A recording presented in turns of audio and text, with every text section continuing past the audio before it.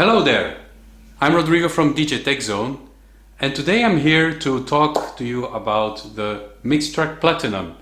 It's the newest entry-level controller from Numark, and it comes in just under $300 US/euro. For that price you get a well laid out entry-level controller.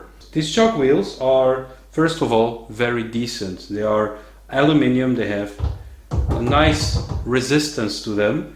It's really standard Numark quality that you get here. Very similar, or basically the same as previous controllers that preceded this one, such as the Numark Mixtrack Pro 3. On the Platinum, however, we have this very cool central LED that allows us to see data on the jog wheel that we didn't have access before to.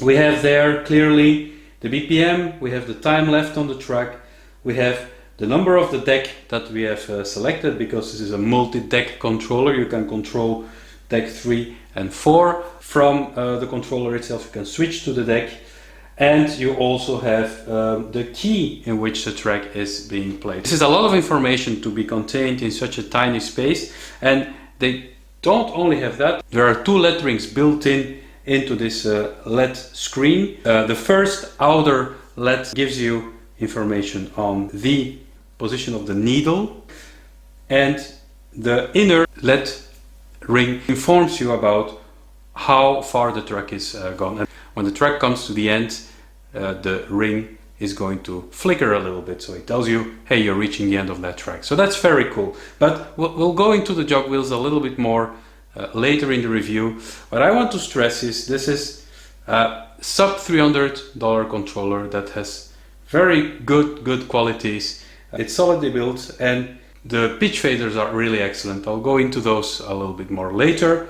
It has all the features you need as a starting DJ, really, and it comes with Serato DJ Intro, which is the basic software from Serato. And frankly, it's a bit underwhelming as a software. I'm not testing it out with Serato DJ Intro, though I have a Serato DJ license and I'm doing it with that. So it's not really what you're getting when you buy the package, but I would strongly recommend to any DJ starting out, if you buy this controller, you are getting a controller for a good price, invest in Serato DJ as a software package. You will miss out too many key features in Serato DJ Intro that don't make sense. And frankly, it's a shame, because you know, what would it cost to just give the license in the controller? That's one small criticism I have, but on the other hand, if you're serious about DJing, it will not set you back that much investing in Serato DJ. So it's around $100 that you would have to invest, but then you have a license that you can use with any Serato DJ certified controller. So that's the kind of high-level view of the controller. Let's dive into the details of the controller and see what it can do. So if we start with the deck layout is mirrored. If you're used to having non-mirror decks, so equal decks on each side, which for me makes more sense because that's the way media players are. Yeah? You don't have mirrored media players, you just put two media players next to a mixer.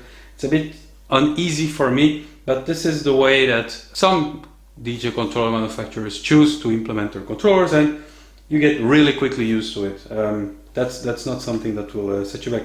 And the good thing is that your pitch fader is always on the outside, so you don't have anything disturbing you on either side when you're using the pitch fader. So that's the good part of having those mirrored decks. On the deck side, what do we have? We have, first of all, the jog wheel, as I said already, with all the information in there.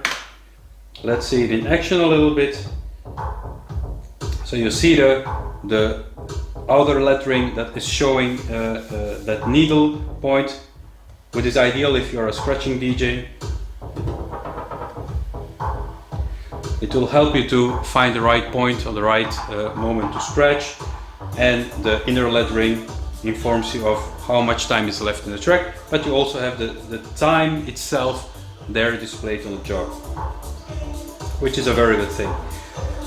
Having those LEDs in the jog wheel, built in the jog wheel, really helps you to focus on DJing instead of on your computer. So If I, for example, I'm DJing out and I want to mix in a new track, I'm just loading a new track.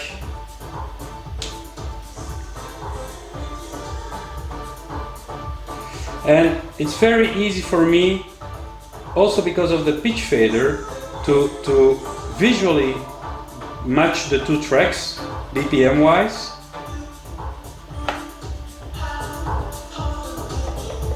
I know that I'm at the start of the track and that I'm on a good cue point here.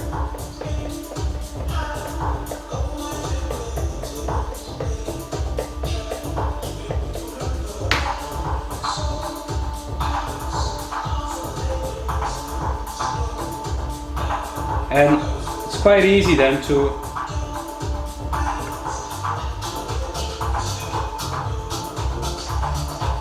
I don't have to look at my computer. I just can mix it and mix out without any problem. So that's pretty cool, and it allows you to, with a little bit of practice, of course, if you're used to look back at your computer all the time, with a little bit of practice, it allows you to really focus on your controller and by consequence to focus on your audience instead of focusing on your computer. What would make this an ideal setup though is adding the Numark dashboard to it, which is an add-on unit to Serato DJ. It gives you these three screens that display track information, library and waveform, and track information. If you have that, then you basically have everything you need to play independently from your computer. Although that the controller needs your computer, you can avoid looking at it. So I really recommend, if you want to have a really cheap version of a CDJ DJM setup, the Numark dashboard plus the Mixtrack Platinum or the Mixtrack Pro 3 are really a budget version of a media player setup. It's really close to it basically, because you get everything on before in front of your eyes. Really great, and really great that Numark is embracing screens so much, because we believe as well here at DJ Texano, this is the future, guys. This is the future of DJing from controllers. You need to get away from that computer and focus on what you're doing. Good. End of rant. Next up, the effects are activated by 3 buttons, and to regulate the intensity of the effect, you have a touch strip. So you might be confused when you see the touch strip, thinking that it will help you to nudge your track, but it doesn't. It doesn't nudge your track. It's only intended for the effects. And what it does is, if I activate an effect on this track, I have to press, and then I can actually set the intensity. I'm gonna be honest, I'm not a big fan. I prefer knobs. I really do. I really do. It's cool. Probably the kids will like it because you can go like this, but I don't really like it. It's not precise enough. If I slip a little bit, then suddenly I'm too much. So I guess it's fine for starting out, but if you really want to fine-tune effects and be precise in the amount of effect that you apply, it will be hard to do it with these touch strips.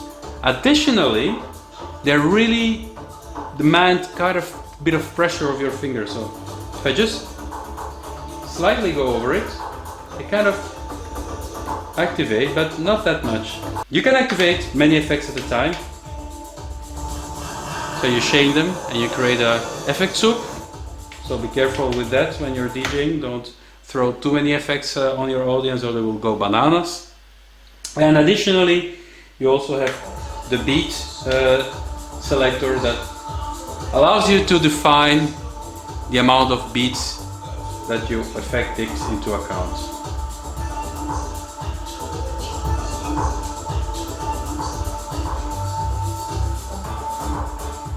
Great, great, great, great. Then the pitch fader. Isn't that great? You can set this fader to a full 100% if you would like to in the software, and that's great. It's great for precise beat matching. As a beginner DJ, it's important to learn how to beat match manually, and with those tiny pitch faders, Pioneer, that are put on some starting controllers, it's really a pain to do so. So these are proper pitch faders. These are pitch faders that you find on turntables and on CDJs, and this is what a pitch fader should be. So kudos to Numark to, you know, keep that in honor and put some decent pitch faders on their entry-level controllers. Okay, cool. Moving on. We discussed the jog wheels, we discussed the pitch fader, we discussed the effects, the transport section. So it's divided into two parts. You have the pads and you have transport controls, sync, cue and play. Nothing wrong to say about those transport controls. They are clear, they are well lit, they stand out from the rest. So yeah, nothing wrong with it. The pads I have a small issue with is that, here I come again, is that I don't like buttons that need other buttons to function. So for example, this pad mode doesn't do anything by itself but blink. I need to press one of the pads to select a function, in this case manual loop. I need to select the two buttons to actually put on the function that I want. So I really feel that it's much easier if or pressing the pad button loops the different functions, or you have individual buttons above each and every pad column. Maybe too expensive, but I would imagine that building this mechanism that it would just switch them. Maybe I'm missing something ergonomically or user-friendly wise, but really pressing the two is kind of a bit confusing, and I actually had to look at the manual how to do it. Call me stupid, but I couldn't figure it out by myself. I never reviewed the earlier Mixtrack controllers either, to be honest, so I didn't know how this worked. Yeah, now I know it's easy to use, but I just feel that it's like this extra action that can, when you're busy in the club and you're confused and you're, you know, listening to people requesting songs and you go like you want to set a manual loop and then you press this instead, you mess it up. So how does it work? Manual loop, of course. Manual loop. You can decrease or with shift increase the size of the manual loop or put it off. If I go to auto loop, I've got all the loops. 1 beat, 2, 3,